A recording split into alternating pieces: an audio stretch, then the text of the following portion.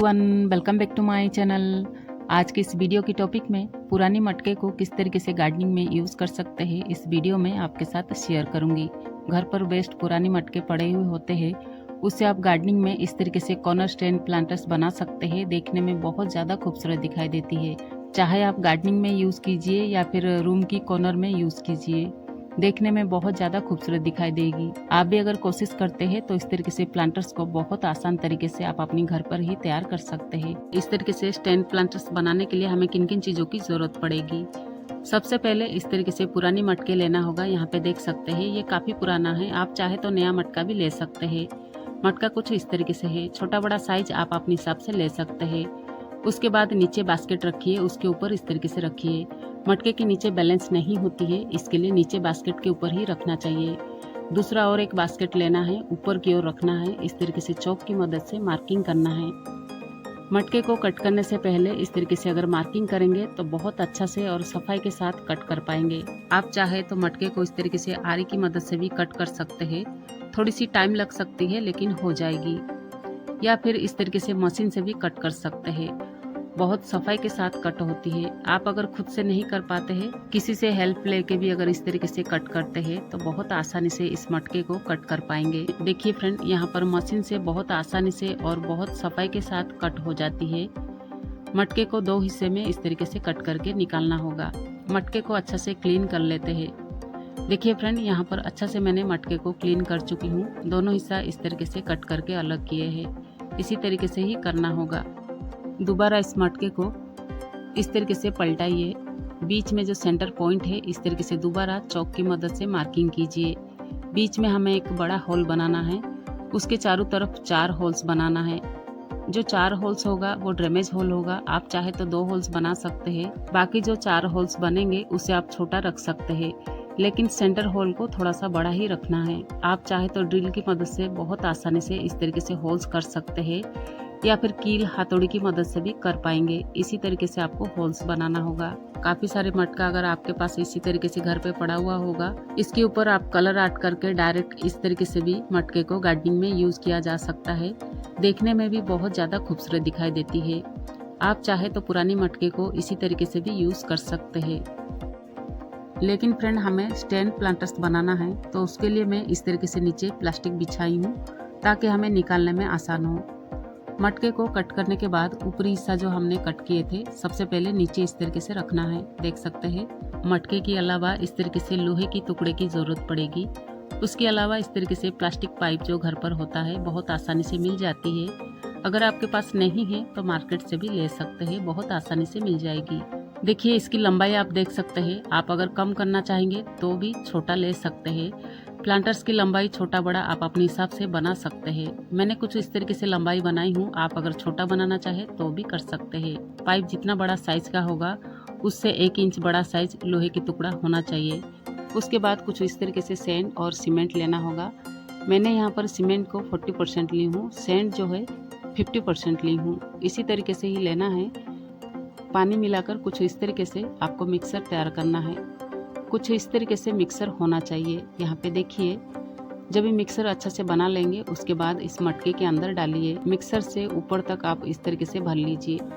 उसके बाद जो प्लास्टिक पाइप है उसे आपको इस तरीके से सफाई से कट करके लेना है। देख सकते हैं मैंने अच्छा से सामने के हिस्से को सफाई से कट करी हूँ। इसी तरीके से ही होना चाहिए। उसके बाद इस तरीके से बीच में डालना है, नीचे चले जाना चाहिए, इसी तरीके से डालना है।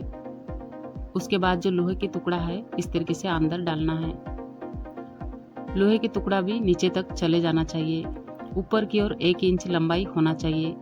इसी तरीके से आपको बीच में डालना है। उसके बाद लोहे के टुकड़े को इस तरीके से पकड़ते हुए जो मिक्सर हमने तैयार किए हैं उस मिक्सर को थोड़ा थोड़ा करके पाइप के अंदर डालना है। मिक्सर बहुत ज़्यादा पतला मत कीजिए, थोड़ा सा गाढ़ा ही रहना चाहिए। इसी तरीके से डालते हुए ऊपर तक मिक्सर को भरना है। जो लोहे की टुकड़ा हमने अंदर डाले वो साइड में नहीं होना चाहिए, बिल्कुल बीच में होना चाहिए। ऊपर की ओर 1 इंच हाइट होना चाहिए पाइप से। इसी तरीके से ही होना चाहिए। उसके बाद जो मिक्सर बचा हुआ है इसके अंदर मैं इसी तरीके से भर दे रही हूँ। ऊपर तक भरना है, तभी जाके प्लांटर्स देखने में भी बहुत ज़्यादा खूबसूरत दिखाई देगी। जो पाइप हमने अंदर डाले वो भी मजबूती के साथ हमेशा बनी रहेगी, कभी भी अलग नहीं होगा। जितना अच्छा से आप सफाई के साथ बनाएंगे आपकी प्लांटर्स उतना ही खूबसूरत दिखाई देगी। कपड़े की मदद से इस तरीके से क्लीन कर दीजिए। उसे हमें एक दिन के लिए रखना होगा फ्रेंड। यहाँ पे हमें एक दिन के लिए रखना बहुत ज़रूरी है। देखिए दूसरे दिन फिर से मैंने यहाँ पर सैंड और सीमेंट मिला के कुछ इस तरीके से मिक्सर तैयार कर रही हूँ। सैंड और सीमेंट को बराबर मात्रा में ले सकते हैं। इसके अंदर पानी मिला के एक गाढ़ा मिक्सर तैयार करना है। ऊपर से जो पाइप खाली है इसी तरीके से मिक्सर से आप भर सकते हैं। ऊपर तक अच्छा से भर लीजिए, जो गैप है अच्छा से भर जाएगी।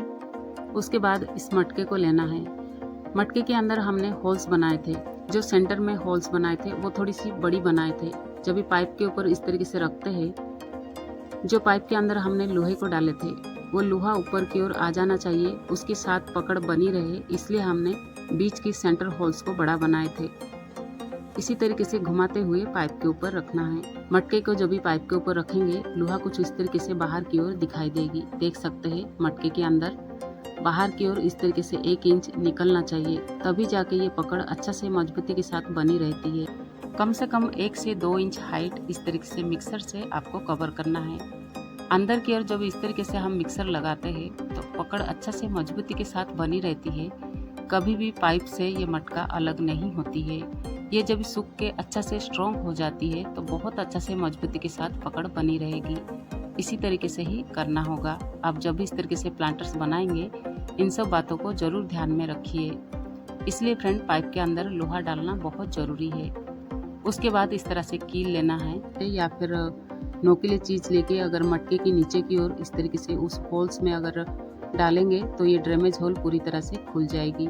सूखने के बाद ये स्ट्रॉन्ग हो जाएगी तो ये होल्स इसी तरीके से बनी रहेगी।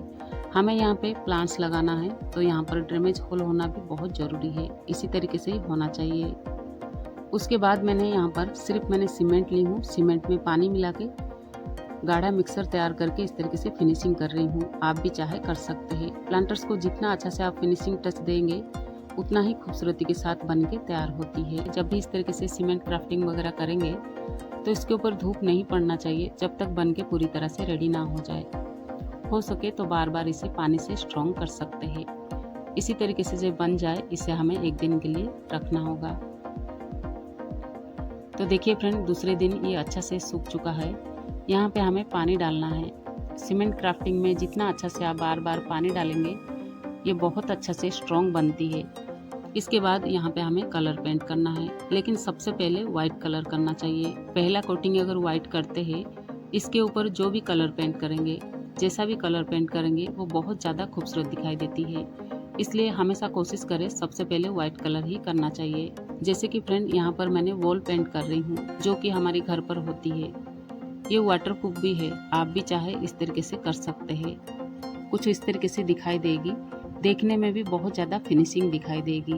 पहला कोटिंग वाइट करने के बाद यहाँ पर डबल कोटिंग मैंने रेड कलर कर रही हूँ। आप चाहे तो आप अपने हिसाब से कलर पेंट कीजिए, ज़रूरी नहीं है आप भी इस तरीके से रेड कलर करें।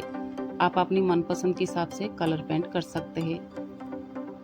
पुरानी मटके अगर पड़े होंगे तो इस तरीके से आप अपनी गार्डनिंग के लिए बहुत खूबसूरती के साथ इस तरीके से ये प्लांटर्स को बना सकते हैं। बहुत आसान तरीके से और बहुत कम समय में बन के तैयार होती है। देखिए इस तरीके से जब भी बन जाए तो इस तरीके से निकालने की कोशिश करेंगे तो बहुत आसानी से निकल जाएगी। देख सकते हैं पूरी तरह से रेडी हो चुका है। उसके बाद इस तरीके से सॉइल मिक्स तैयार कीजिए, उसके अंदर सॉइल मिक्स भरिए। उसके बाद इसमें प्लांट्स लगा सकते हैं। आप अपनी मनपसंद के हिसाब से प्लांट्स को लगा सकते हैं। इंडोर प्लांट्स भी लगा सकते हैं जो कि देखने में बहुत ज़्यादा खूबसूरत दिखाई देगी। इसी तरीके से पुराने मटके को लेके बहुत खूबसूरत प्लांटर्स तैयार कर सकते हैं। उसके अंदर इस तरीके से प्लांट्स लगा सकते हैं, खूबसूरती के साथ डेकोरेट कर सकते हैं। तो चलिए फ्रेंड आज की इस वीडियो को यहीं ख़त्म करते हैं।